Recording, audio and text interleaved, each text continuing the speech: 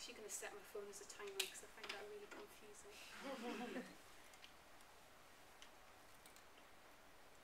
Your 7 minute, Yeah. Okay, good evening. I'm here to talk to you about the approach that we've taken to library inductions at the Judge Business School. And as the title of my presentation shows, it's kind of flying in the face of conventional wisdom.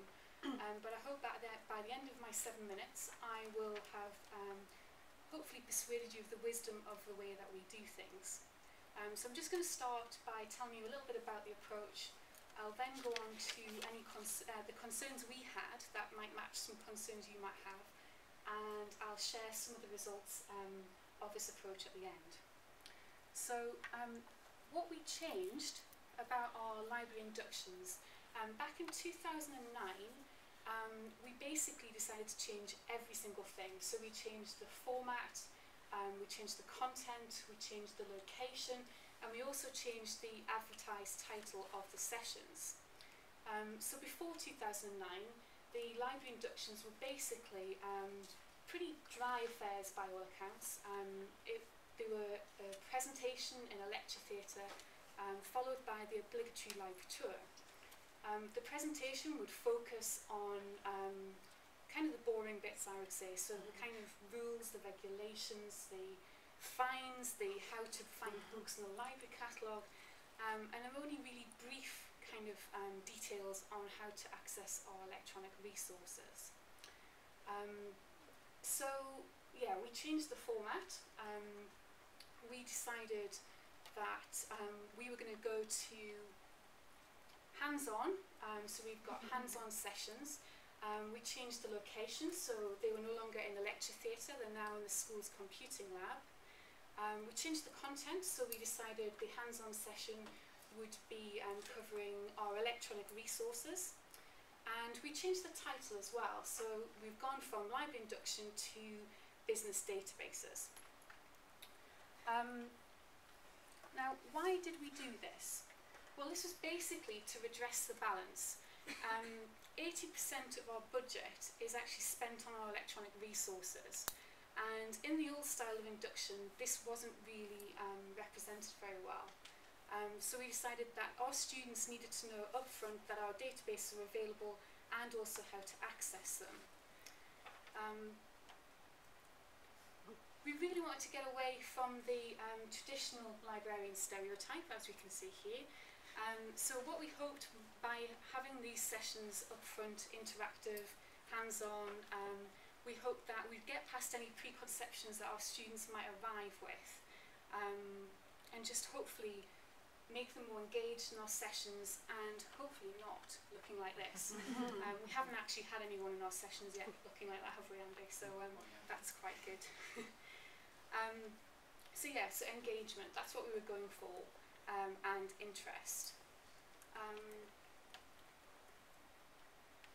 Just to mention, a lot of one of the main concerns, I should say, is that to begin with, we were slightly worried that our students might be too distracted at the beginning of the academic course.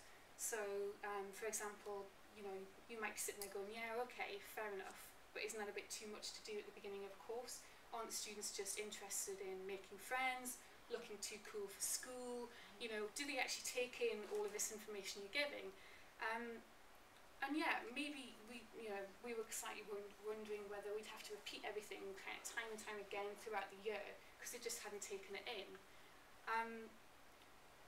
The thing that we just bared in mind with this was just that, well, we're not expecting them to remember every single piece of information that we tell them in the session, and that some things are bound to stick, and even if it's just the name of our journals database, that's really good. So yeah, we weren't too concerned about that. Another concern that we might have had, oops, I've gone too far forward, was that, it's gone completely out of my mind. Big brain. Anyway, moving on. This is just really a question. I just was wondering how many people in this room think that most librarians should be combating Googlisation. Not combating, but taking advantage Well, of. Proving. Okay. Well, I think combative. Co-opting. I kind of like to think that we're overcoming it. The reason why I say this is we found that if we don't get to our students early enough in terms of our premium resources and our premium databases, we lose them to Google and Wikipedia. And then we've got that ever ongoing battle of trying to seduce them back to our library databases. So we found that we've got to hit them up front and dazzle them with our databases. So it's all about the razzle-dazzle with our students. Another concern, this is my other concern, sorry, this is where the slide comes in.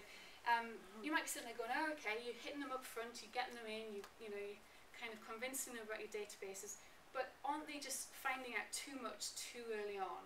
And is it not just a case of information overload? Is it not just madness to add to this? The situation at the Judge is slightly different. So most of our students are graduates and they all come from a corporate background. And we feel that, one, they're quite capable of coping with this, but two, that it would be quite patronising to say to them, well, we don't want to tell you too much during this session, we'll tell you later on in the term. For our students, time is money, and yeah, they've got to hit the ground running, and they expect to do so when they arrive here in Cambridge. Just want to move on quickly, I think I've got a little bit of time left, to talk about the results. So we gather some data through our annual surveys. The graph on the left-hand side just shows that in terms of what do students remember, sorry, you can see that, from our inductions, in 2008, so in the old format, only 52% remembered the database part of the inductions, whereas in the new format, 82% remembered. So obviously the format's working there. And in terms of the hands-on nature, this has seen a huge increase in our database usage statistics. So two databases we used in the inductions were Factiva and Euromonitor. They had an increase that year of 57% and 45% respectively. Okay, I'm done. So yeah, it's had a huge impact in terms of that as well. Also an impact in terms of enquiries received and answered by the team. So 44% increase in 2009. And we think that's again because we've got the message across that we're the database people and that they should come to us, ask us questions, and we'll help them get the most out of them. And I just want to finish, so I hope that I've kind of very quickly persuaded you that our approach, you know, it's worth considering, and it might work, and this, you know, the sweetness of our success.